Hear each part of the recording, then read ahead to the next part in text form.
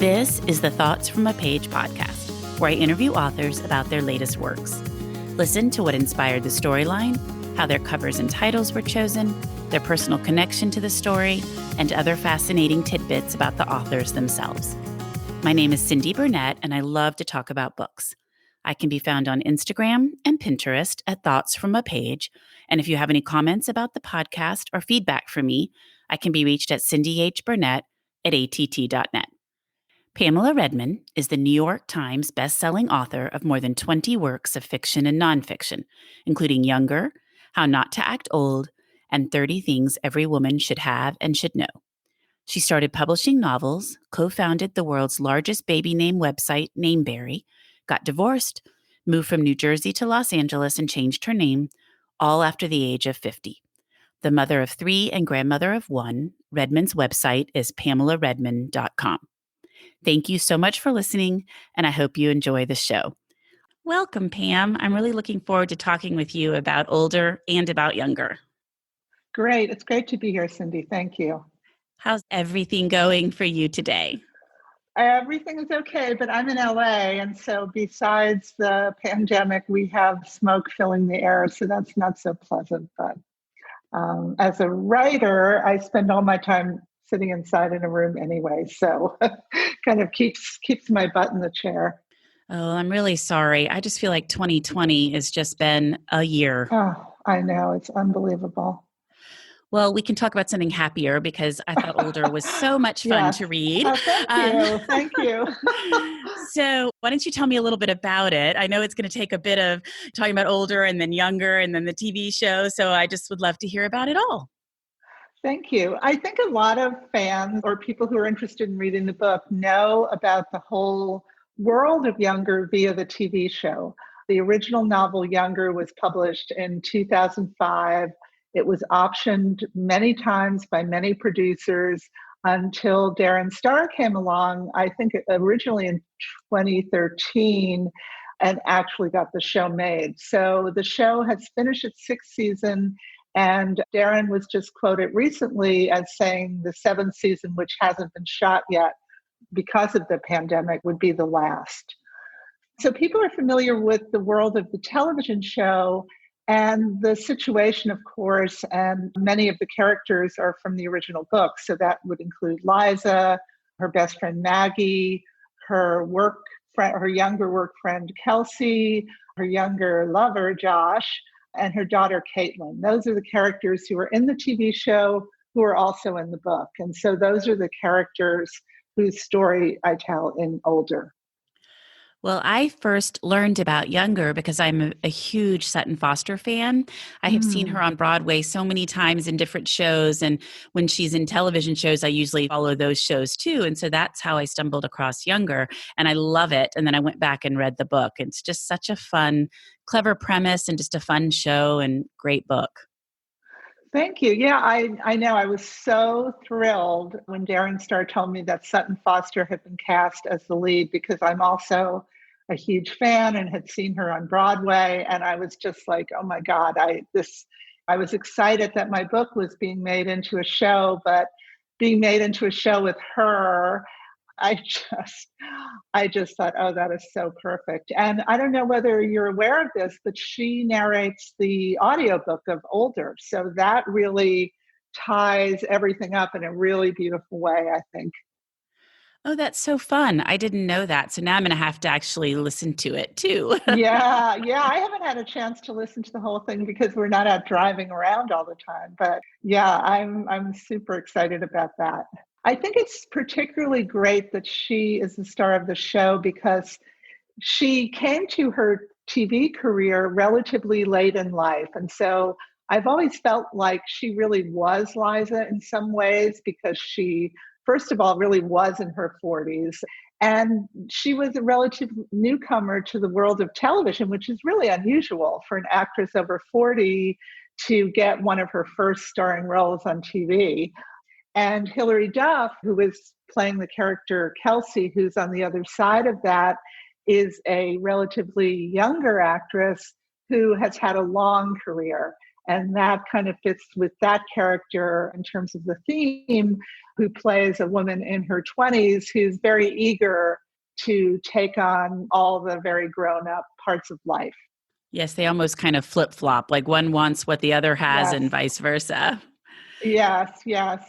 So, did you Um, have a say in casting or the script or anything else related to the television show? no, the rights issues involved in book being adapted as a television show are very clearly delineated. And so the producer or the network, whoever options your show, in this case, Darren Star and Viacom, which is TV Land's network, they really buy all the rights to the everything having to do with the books. So they can do whatever they want with it and try to maintain a pretty strict division, because if they don't, then it gets very kind of messy of who really owns that story, who really owns that character. So when I wrote Older, I was restricted to using only the characters who were in the original book. And I actually went back to Darren and asked him if I could have permission to use the names that he uses on TV, because he switched a couple of the characters' names. In the original book, Liza was named Alice and Kelsey was named Lindsay. He said, yeah, I think people would be really confused if you did it any other way. But I used that name switch thing in the plot of Older, which of course is this meta look at what happens when Liza writes a roman clef about her life pretending to be a millennial, which is called, and calls it Younger. And then Kelsey tries to make Younger into a television show. I just loved that. I thought it was so much fun trying to follow the threads, which I did follow, but it was just such a clever way to do it. Oh, thank you. Yeah, I think it, some people online in younger fan groups have said, oh, I don't want to read it because spoilers. And I've been trying to reassure people there are no spoilers. The action in this book takes place kind of after whatever happens after, after whatever could happen at the end of the television show. It's 5 years later. And also, in a weird way, it happens before the television show. And you've read the book, so you understand what I'm talking about. Sutton Foster is actually a character in the book, as is Darren Star. And without actually giving you any spoilers, the television show has not been made yet. So it's kind of a sequel and kind of a prequel at the same time. I love that. And I'm sure that took some planning on your part to kind of have it straddle both. Yeah, it was a real challenge to write a sequel to a book that's the basis of a really successful TV show was very challenging. And for a long time, I really didn't see how it could be done without, especially because Charles was not my character. And the Charles, Josh, Liza triangle has been such a big part of the show, and resolving that storyline would seem to be really the resolution of the show. Liza's secret has long since been let out, so it's not really about somebody pretending to be younger, keeping a secret anymore, but more about her making some big decisions about what's in the future for her life. In Older, those decisions are far behind her, and she's faced with a new set of decisions. Well, I think you did it perfectly. And I think people that pick up the book will definitely agree with that. Oh, thank you. So, has the television show changed things for you? Yeah, I think it's changed things pretty radically. If you have a book that's a big bestseller that gets made into a television show or a movie, you're in a situation where everyone's kind of knows your book. You're famous as a writer, maybe your book is famous, and it's compared to the movie. But that wasn't the situation. Younger was a fairly successful book, but by the time the television show came out, it had been published 10 years before. Really, a lot of people didn't know or remember that there was even a book involved. So it was something that people discovered the book or discovered me after the television show. And some people are only discovering it now, really, with the publication of older. People are saying, like, oh, wow, there's a sequel, but I didn't even know there was the first book. So I'm having a lot of people reading both. It's definitely raised the profile of my career. It was some of the reason that I moved from the East Coast to Los Angeles, not to work on the show, but because that door had opened for me in some ways to the world of television and film, which is very mysterious to people in the book world.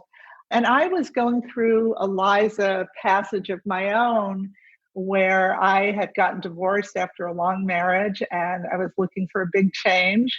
And I took on something very new, which was moving clear across the country to a new city, trying to make new friends in a new world. And that was challenging.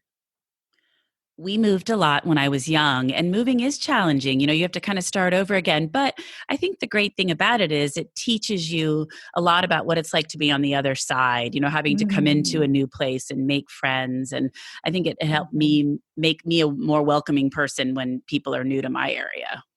Yeah, that's a really great point. I moved a lot in my marriage. My husband worked for a news agency, and we lived in London for a while, and we lived in the Bay Area for a while, as well as the New York area. I was keenly conscious of that because most places, especially after you have children and you're living a family life, are relatively stable. A lot of people live near where they grew up. Their whole family is there. Their friends from first grade are there. A lot of people don't want to scoot over and make room for the new person. So it's kind of nice when you're aware of what that feels like to be the one who scoots over and says, come on. The new people add a new kind of energy and dynamic to your life. So I like being on both sides of that. I agree completely. Both younger and older address the issue of age, which is an ongoing issue for women in particular. What draws you to that theme? That's such a great question. I think, like a lot of women who, I hate to use the word struggle because it sounds so negative and so active, but I think, in fact, a lot of women do struggle between career and children. And we all know how difficult it is or impossible it is to do both at full speed. So when I was in my 40s, I was thinking, okay, my kids are finally in school. I've always wanted to write a novel. I was a magazine writer, but pretty part time. And I want to do something new. I want to finally do this thing that I've always wanted to do, which is write novels. And so I was a newcomer at the same point where a lot of the people in my writing classes I was taking were, 22 or 23. I mean, half my age, literally. It's funny because I just started taking a new class yesterday, which is a lyric writing class, and a musical book writing class starts today. And I was so nervous because, again, I'm the newcomer and doing something I have no idea how to do. And I'm interested in this because there's been a lot of interest in turning younger into a Broadway musical, which of course would be so perfect with So Sutton. cool. I'm like, oh, that's so exciting. So, I don't fancy myself a songwriter, but I'm really interested to know, how is a musical put together versus a novel versus a magazine story? They're all different formats. So I think that trying something new or entering a new world at an older place in life is one reason that I'm interested in age as a theme. Another reason is my mother died when she was fairly young. She got sick in her 40s and died at 61, which for me, really always kind of created this feeling of the clock ticking, that time was limited and that I had to be conscious of what I wanted to do and to try to do it before time ran out. When I turned 61, that was the year that I left my marriage and moved to LA. I hadn't even, seems kind of evident from this point of view, but I didn't really realize how powerful that age was to me until I found myself really making all these changes. So I think in terms of a very personal, very deep place of meaning, that's what makes age so powerful. That's interesting that you say that about the age that your mother was at when she passed away. I've had Mhm, several friends that have had the same issue, lost a parent at mhm, 49 or 52, mhm, and getting through that particular year for them was mhm, stressful and kind of in their head the whole time, like, am I going to make it past this year? mhm. Yeah, that's the big question, of course, connected to that.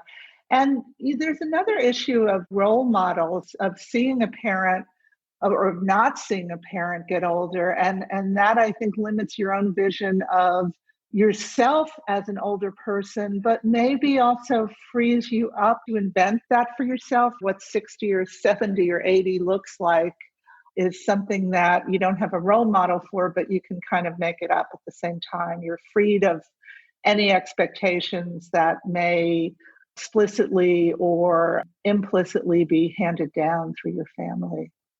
You can chart your own course for those years. Yes, thank you. That was putting it very well. Well, I like that. I hadn't really thought about that either before. That's an interesting way to view it.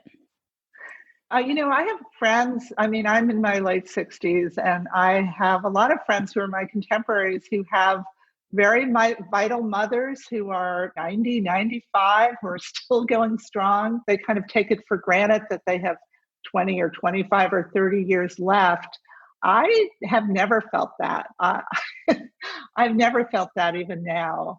But I feel that I am living these years in some ways on behalf of my mother. Like, she never got to have this piece of life, which really makes me sad to even say it, that she missed so much in terms of meeting her grandchildren, seeing me get old, just enjoying all the things that do come from getting older. And I feel like it's sort of, I have like this universal mandate to appreciate this point of life and really make the most of it, not just glide through it, because not everybody gets it. And to honor her, I guess, as you continue on. Yes, yes. Do you have a favorite book of those that you have written? It is like asking someone to pick among their children. So I'd have to say no, but I'm a writer who really, my favorite part of the whole process is actually sitting there writing. So my favorite is always what I wrote today. I always feel like this is like the greatest thing ever.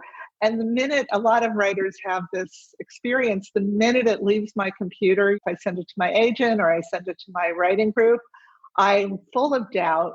And so once a book is between the covers, I mean, it's kind of like your kid, even, they're out of school, they've left home. And really, I don't want to hear any criticism of it or even think of it in a really analytical way. It's like it's fully baked. It's great. And that's all I want to think about. Well, and once it's gone out into the world, I mean, you can't make any changes anyway. So that's a great way to view it. Right. Someone online said something like, I said, I hope they enjoyed Older. And they said, well, I'll give you feedback. And I was like, no, The only no feedback I want feedback. to hear is, yeah, you're like, the only feedback I want to hear is, I loved it. Exactly. I guess you've heard that before. Yeah, exactly. What about a favorite character? I have to tell you, I Mm. loved Stella in this book.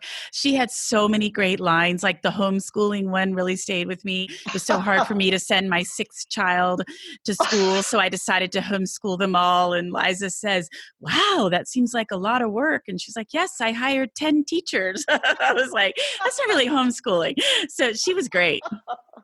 Yeah, she was so much fun to write. Writing a character like that who's kind of like this sort of very broad villainous, or it's just so much fun to inhabit her. In some ways, she's the person that we all want to be, like our evil twin. So I love her too. The funny thing about Stella that no one knows, because Stella was a character in an older book that I wrote. Actually, after I wrote Younger, I wrote a book called Suburbanistas that was about an actress going back to her hometown after her mother dies and ending up staying there and reconnecting with her oldest friend. So it was kind of her name was Stella Power.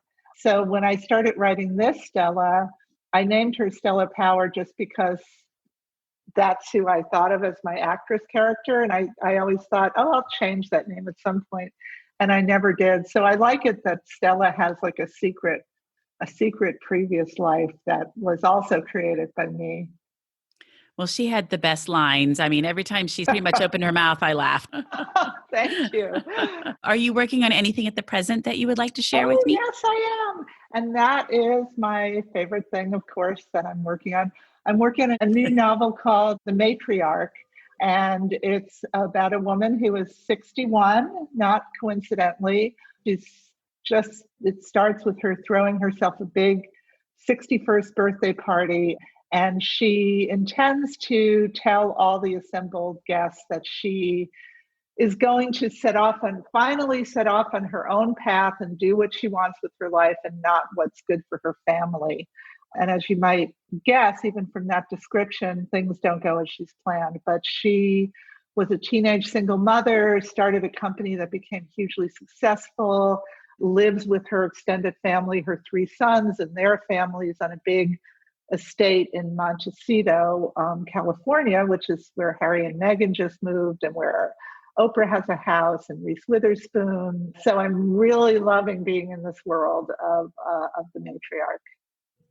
Do you have a timeline for that one, when it might be out?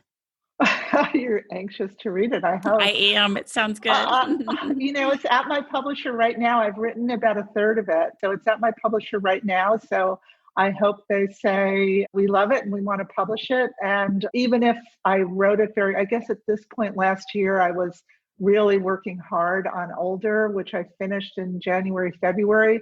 It was a very quick timeline. So I would guess maybe spring of 22.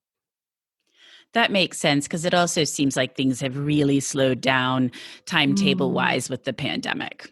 Yeah, definitely. And fall is traditionally a time for big nonfiction books, which is true. It's true right now too. We timed the publication of Older to coincide with the last episode of this season of Younger, which was supposed to happen in early September. And we did that consulting Darren Star and Keith Cox, who's the president of TV Land. And then Younger, they couldn't shoot it at the very last minute. They were supposed to start shooting in New York in March, and they had to stop. They couldn't go forward. So, and Younger was already scheduled, so we just decided to go forward. But a lot of books that come out in the fall are the big, serious Trump kind of books, and I'm sure that'll be true next year as well. Well, and I didn't realize till I have a friend who has a book coming out in December that when there's a big election like this, that they don't really put a lot out in the election month. Yes. And so that's kind of impacting, what would be coming out anyway. And then they're still continuing to defer a number of things, because there was a book I was looking forward to that actually was coming out in November, and it's now not coming out till February. So it definitely seems like there's still some pushing back going on. Right, because the book just gets lost in all the election news and the sort of more serious things people are thinking about. But in terms of Older and the kind of interest and excitement that there has been around that, I feel like people are also really hungry at this point in time for something light and something fun. I know that when I turn on the TV or when I pick up a book, I often want something that's really going to transport me someplace new and take me away from all the troubles of the current world. I agree completely. Funny things are the best cure for what we're going through, to, like you said, just take us to a different world right now and not what's happening in our everyday lives. Yeah, a TV show that I guess a lot of people also discovered this during pandemic, but I really got into watching the show Schitt's Creek. I don't know if you've ever I knew watched you were going to it. say that. Really? I mean, yes. It's kind of not my thing so much, very arch, but I think that the situation of this family trying to make the best of living in a world that is really uncomfortable for them is something we're all feeling, something we can all weirdly identify with right now. Probably has a lot to do with the real popularity of that show. I hadn't thought about that, but I think you're right. We had started watching it before the pandemic and we picked it back up and finished it. But I love Alexis. She's just so funny. Yes, me too. She's my favorite too. Yeah. Her lines are great. She's such a fun character to write. Absolutely. Yeah, she'd be like Stella. Yes, definitely. Definitely. Well, before we wrap up, I would love to hear what you have read recently that you really liked. Well, one book that I loved is The Exiles by Christina Baker Kline. Christina and I are friends. We have traded pages with each other. A lot of people, of course, know her through Orphan Train. The Exiles is a big, sweeping historical novel about women who are sent to Australia in the 19th century, and it's just amazing. And so that's one I recommend. And another book I recommend, I'm in a group of writers, most of whom are on the East Coast. We've been meeting for maybe 10 years, and I wasn't able to meet with them because they would meet in person, and I didn't want to be the little figure on the phone over in the corner. But now we're meeting via Zoom, and we read books and talk about them in the context of our own writing. And something we read recently that we all just couldn't say enough great stuff about was Alice McDermott's novel, Someone, which is not a new novel, and she's a wonderful writer who's won a lot of prizes, but it's just like a really just beautiful, such an emotional, transporting book. I wouldn't say it's a happy book, but it's a book that I always was excited to pick up every night. I have not read that one, but I always hear great things about her. And then with respect to The Exiles, I want to read that. I loved The Orphan Train. And I keep hearing great things about The Exiles, so I need to get to it. Definitely, yes. Well, thank you so much for joining me. I thoroughly enjoyed talking with you and hearing more about older and younger and all of it. Me too, Cindy. Thanks so much for having me on your show. Thank you so much for listening to my podcast. If you like this episode, and I hope you did, please follow me on Instagram at Thoughts From a Page. Tell all of your friends about the podcast and rate it wherever you listen to your podcasts. I would really appreciate it. Pamela's book can be purchased at Murder by the Book, where I work part-time, and the link is in the show notes. Thanks to KP Regan for the sound editing, and I hope to see you next time.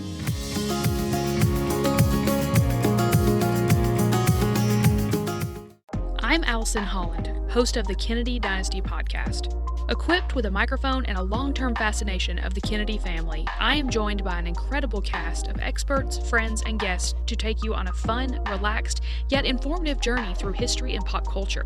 From book references to fashion to philanthropy to our modern expectations of the presidency itself, you'll see that there is so much more to Kennedy than just JFK or conspiracy theories. Join me for the Kennedy Dynasty podcast.